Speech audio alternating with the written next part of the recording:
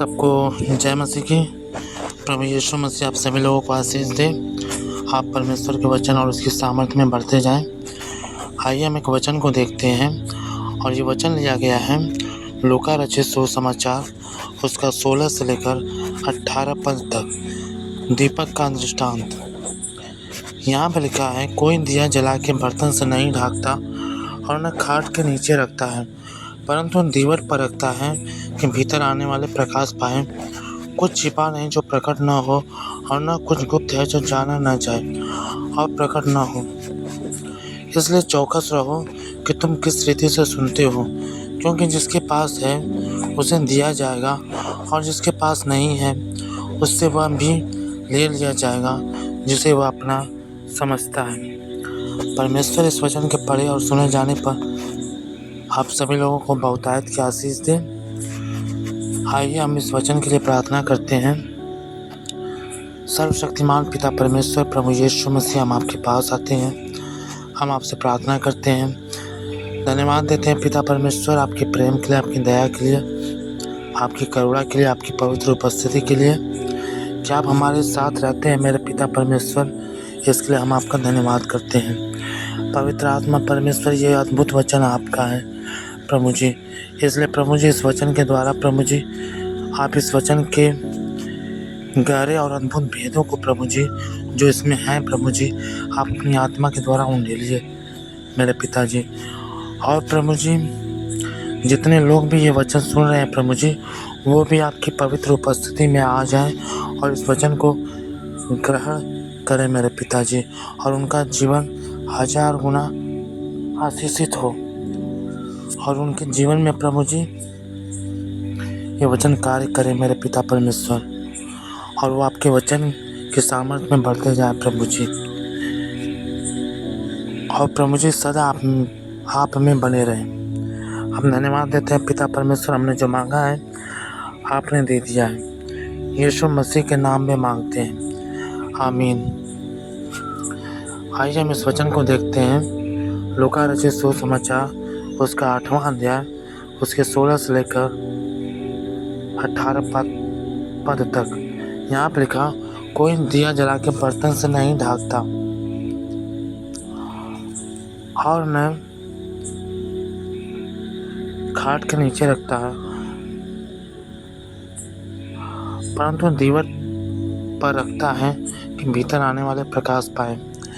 यहाँ पर यीशु मसीह ने एक दृष्टांत दिया इस्राएलियों को, दीपक का दृष्टांत, क्योंकि प्रभु यीशु मसीह परमेश्वर के राज्य का सुसमाचार लोगों को जब बता रहे थे तो वो बहुत सी बातें दृष्टांतों में उनसे कहते थे।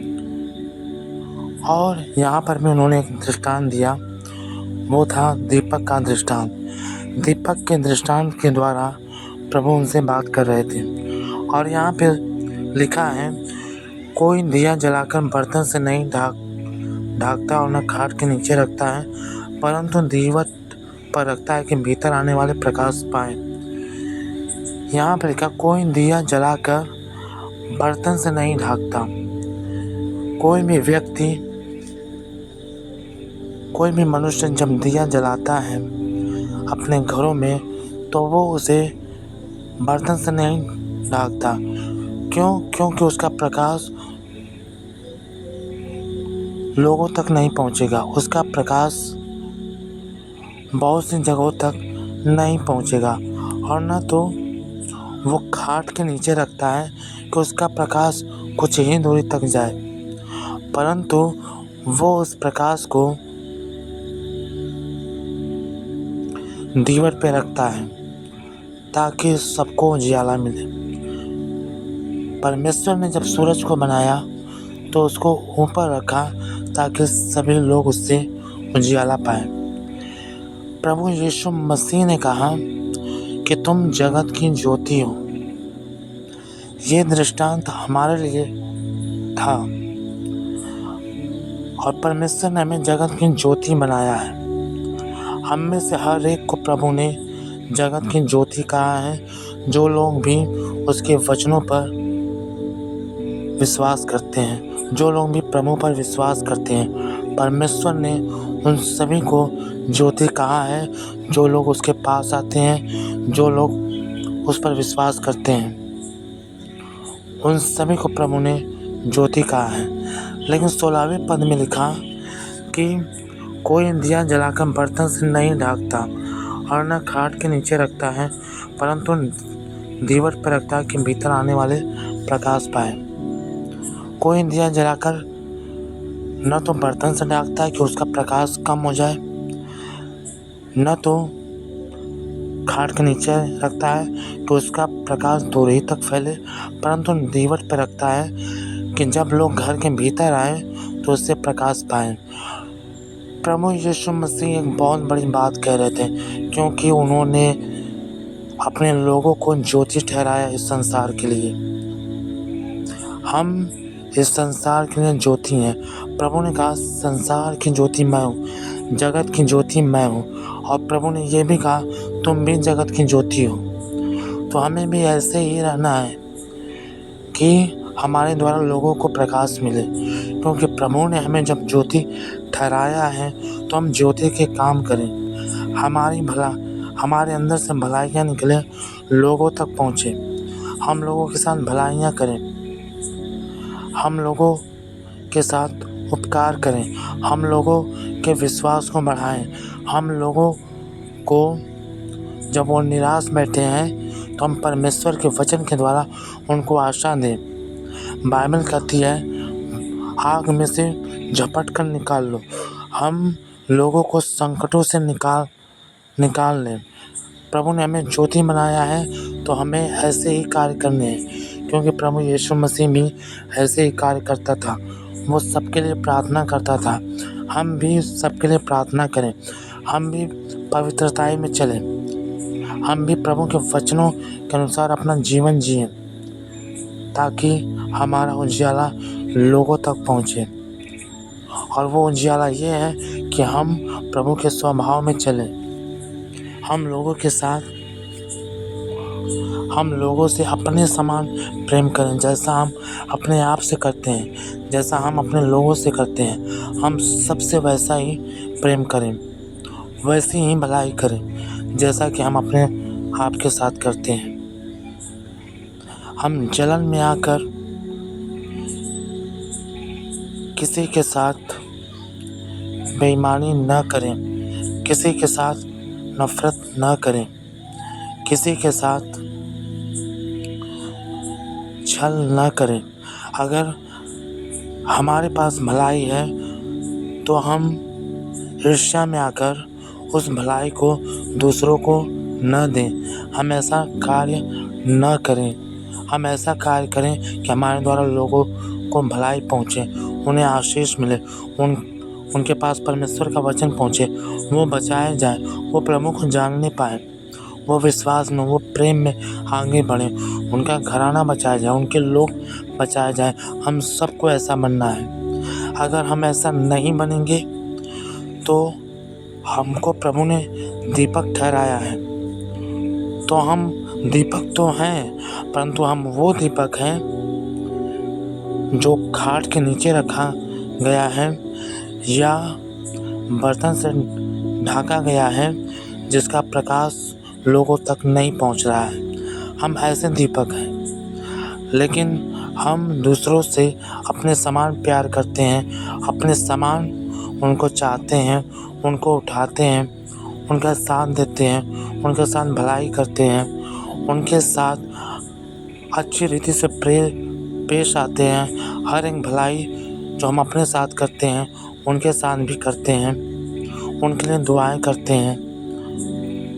तो हम वो दीपक हैं जिसका उजियाला दूसरों तक पहुंच रहा है,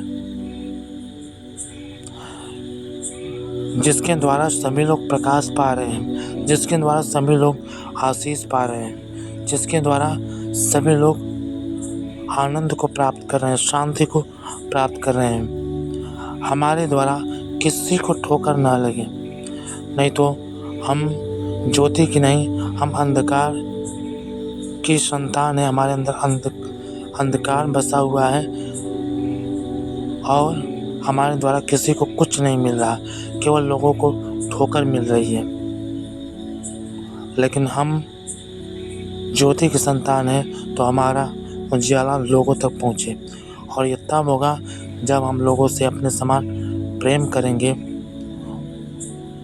उनकी मदद करेंगे, उनको उठाएंगे, उनके साथ रहेंगे। हर एक भलाई जो हम अपने साथ करते हैं उनके साथ करेंगे, उनसे प्रेम करेंगे, तभी हमारा उजियाला दूसरों तक पहुँचेगा।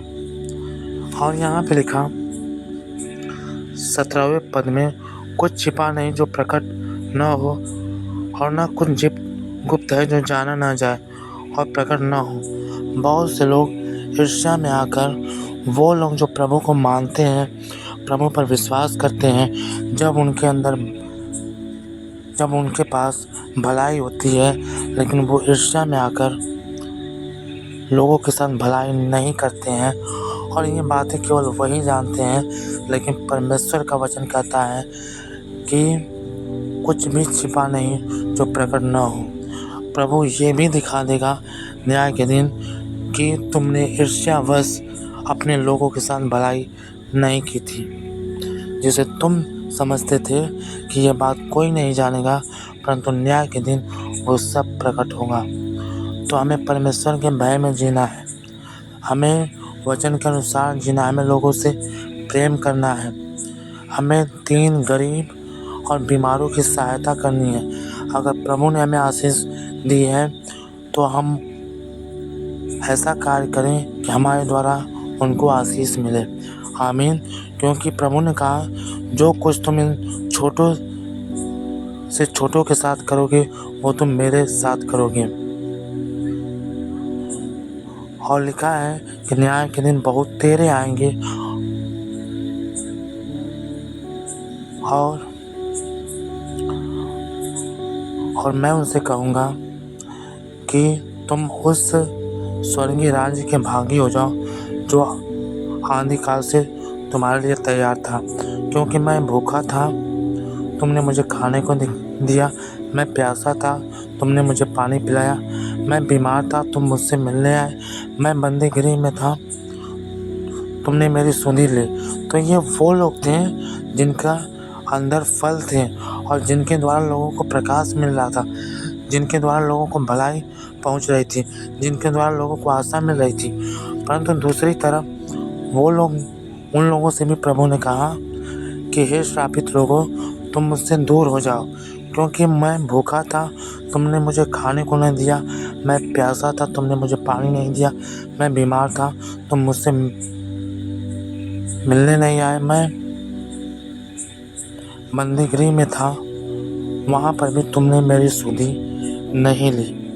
तो ये वो लोग थे जिनका प्रकाश लोगों तक पहुँचा ही नहीं था, जिनके अंदर प्रकाश था ही नहीं।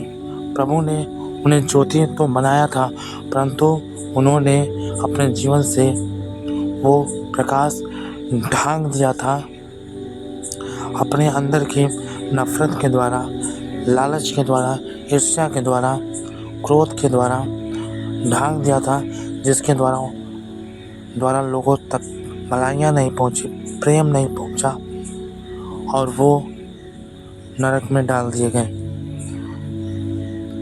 इसलिए हमें दूसरों से अपने समान प्रेम करना है।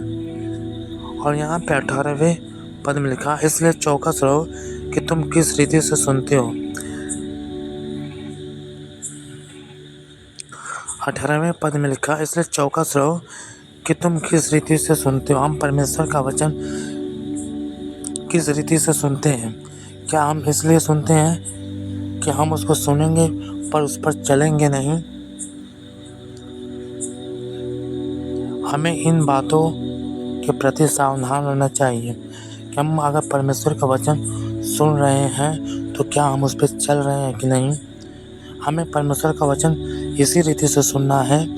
कलीसियाओं में, यूट्यूब पर, फेसबुक पर, जहाँ कहीं भी परमेश्वर का वचन